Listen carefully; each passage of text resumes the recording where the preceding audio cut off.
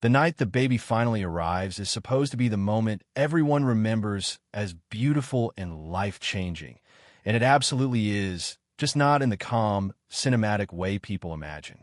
In the bunker universe, the miracle of birth comes packaged with confusion, bruised egos, petty distractions, and a level of waiting room tension that could set off a smoke alarm. Gloria is overdue, exhausted, and ready to be done with pregnancy yesterday. Mike is trying to be the supportive modern husband, armed with breathing techniques and a mental checklist like he's about to sit for a major exam. Archie keeps insisting he's not nervous, which in Archie language means he's extremely nervous and will express it by arguing with furniture, staff, and time itself. Edith, meanwhile, is radiating both joy and worry, the way only a mother can, half floating with excitement, half bracing for every possible catastrophe. The hospital experience begins with a form of chaos that feels almost insulting. Not medical chaos, but bureaucratic chaos. Edith arrives convinced they're going to be ushered straight into the right place, because in her mind, the universe should recognize this is her daughter having a baby, and therefore everything should run smoothly. But hospitals don't run on Edith's heart. They run on charts, names, room numbers, and staff who have seen 1,000 families say this is urgent in the same hour. A clerk can't find the right listing. A nurse asks questions in that calm, controlled tone that makes anxious people feel like they're being dismissed. Edith tries to keep polite, but her voice tightens. Archie stomps in and instantly adds fuel. He can't tolerate the idea that someone is delaying him from the main event. He starts acting like the hospital is personally disrespecting him, which is classic Archie, turning a system into a personal insult, because if it's personal, he can fight it. In the middle of this, something almost surreal happens. The waiting area becomes a stage for other people's drama, and it's the kind of detail that makes you realize life does not pause its petty arguments just because you're living one of your biggest moments. Two nurses, Dorothy and Bernice, are entangled in their own mess. Family tension, relationship tension, the sort of bickering that sounds small until you're trapped in it for a shift. Their sisterly conflict spills into the space where Edith and Archie are trying to focus on Gloria. It's like the universe is testing how much emotional noise one night can hold. Edith is trying to locate her daughter. Archie is trying to prove he's important.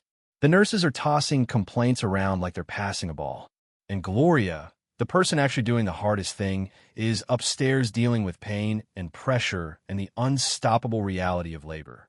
Eventually, the right information surfaces and the family gets pointed in the correct direction. Gloria is found. Mike is at her side, and the emotional tone shifts from "where is she?" to "this is actually happening."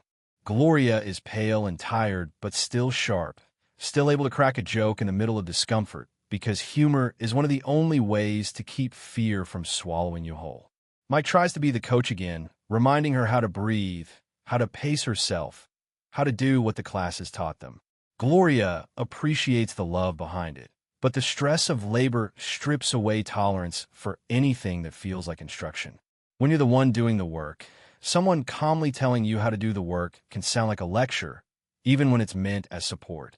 Their relationship in this moment is real and messy.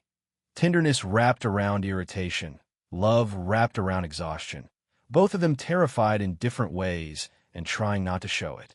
Archie, stuck outside the delivery room, becomes the worst kind of waiting room animal, restless, loud, hungry, and offended by the concept of waiting itself. He paces. He complains. He talks as if he's the one under pressure, which is ridiculous, but also strangely human. Archie doesn't know how to be vulnerable in a clean way. If he admitted he was scared for Gloria, scared for the baby, scared because he loves them more than he wants to admit, he would feel weak. So he covers it with bluster. Edith sees right through him. She keeps trying to soften him, keep him grounded, keep him from spiraling into a full-scale hospital war. And in small moments, you can tell Archie is actually moved. He's just fighting it like a man wrestling with his own heart. Then the delivery intensifies, and the hospital room becomes its own universe. Time breaks into fragments, breathing, pushing, encouragement, pain, relief, more pushing, more fear than the sudden shift that happens when the baby arrives and the air changes. When their son is born, healthy and crying, it's like the whole story exhales. The fear doesn't vanish, but it transforms into awe. Gloria is drained but glowing in that exhausted, disbelieving way new mothers often are. Mike's face does that thing where pride and terror melt into something softer, something almost stunned. They did it. They survived the moment they'd been building up in their minds for months. When Archie and Edith learn the baby is here, they react exactly like them. Edith lights up immediately, emotional and grateful, like someone who's been waiting for this chapter her whole life. Archie tries to be Archie. He makes comments. He pretends he expected everything to work out perfectly. He tries to hold the moment at arm's length so it doesn't break him open. But you can feel it. The man is deeply moved. He's a grandfather now. The baby isn't an abstract idea anymore. He's real. He's here. And Archie's whole emotional structure has to make room for that fact whether he likes it or not. But the story doesn't stop at the hospital because the hospital is only the beginning. Once the baby comes home, reality shows up wearing pajamas and demanding things every 15 minutes. The Civic apartment becomes a battlefield of sleep deprivation, feeding schedules, diapers, and the kind of exhaustion that makes small disagreements feel enormous.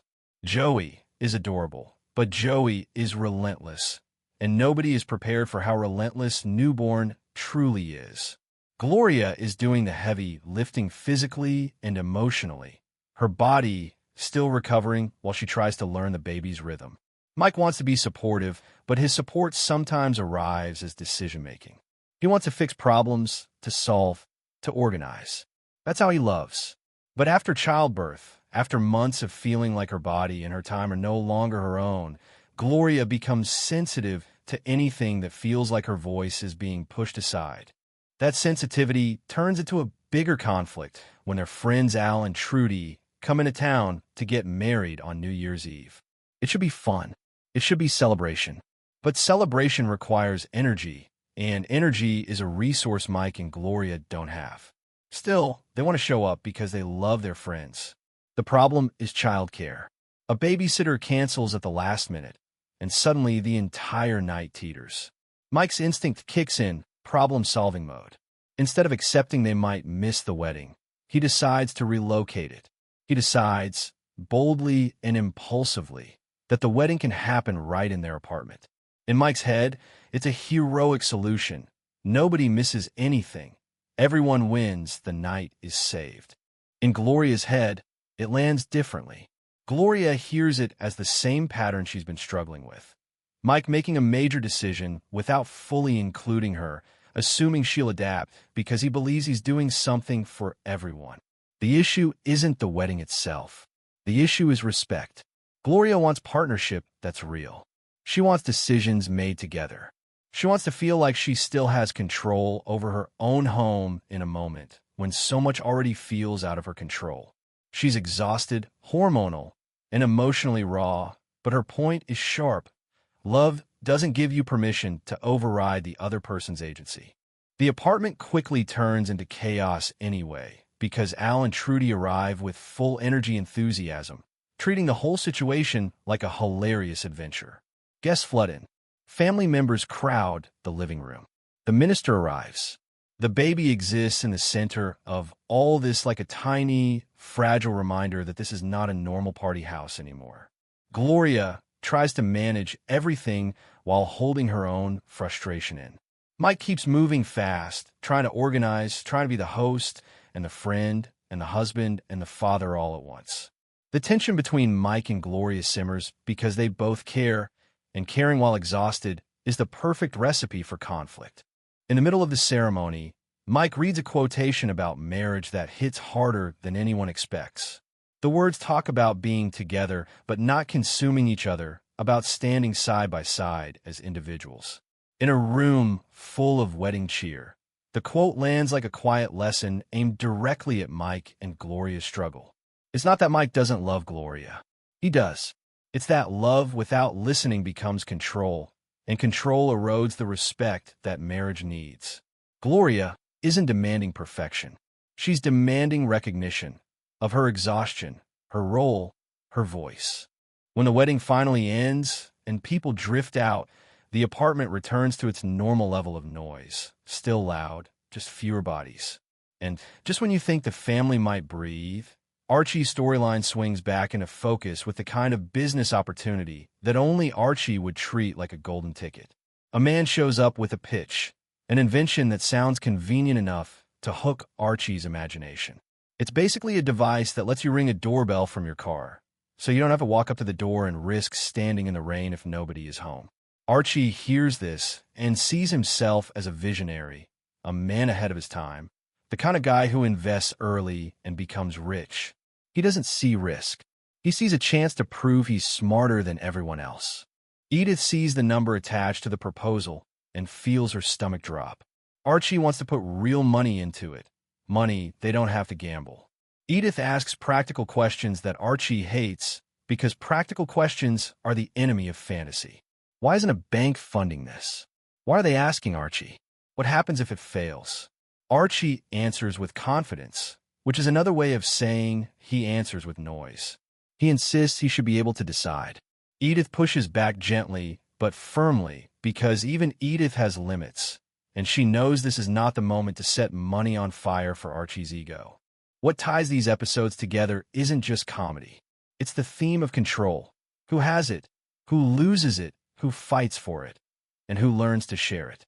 Gloria loses control of her body to pregnancy and labor and fights to reclaim her voice in marriage. Mike tries to control chaos with planning and quick decisions and learns that partnership requires slowing down and listening.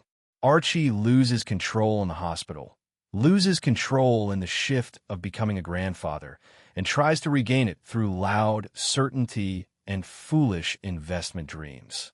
Edith quietly becomes the stabilizer again, not by being passive, but by learning when to be strong. The baby's arrival doesn't fix the family. It exposes them, intensifies them, and forces everyone to evolve, even if they evolve kicking and complaining. And when it's all over, after the birth, after the wedding whirlwind, after Archie's latest scheme, the feeling that remains is the same familiar bunker truth. This family is imperfect, loud, exhausting, and somehow still held together by a kind of loyalty that refuses to die. They argue. They overreact. They make each other crazy. But when the big moments hit, they're still there in the same room, trying to love each other through the noise.